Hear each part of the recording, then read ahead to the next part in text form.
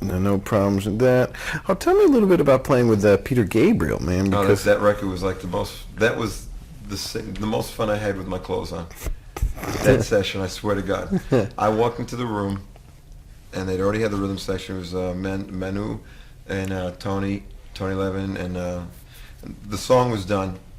And I walked in, and there was me and a couple of guys from the Memphis Horns.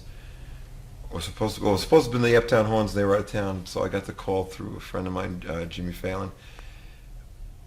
I went in there and I heard the rhythm track, and my mind was like bent. Yeah, I said, "This great. is a huge record, and I'm going to be on it." I was like really, really pumped.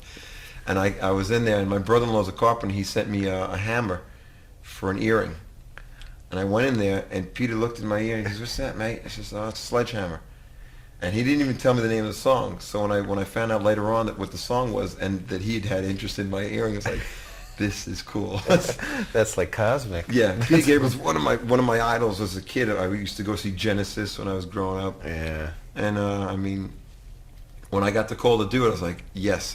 In fact, I flew from Chicago to come. I was out with, I think it was Billy.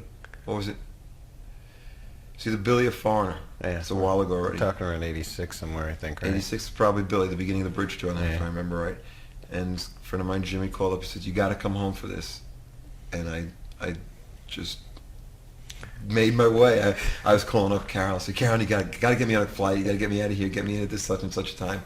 I think the toughest part was just getting all the saxophones I needed, because I needed 3 horns for it. Did you? Yeah. It's that We weird. stacked 12 horns on there, just 3 guys. Wow. It was great. There's bass trombone, Barry sax.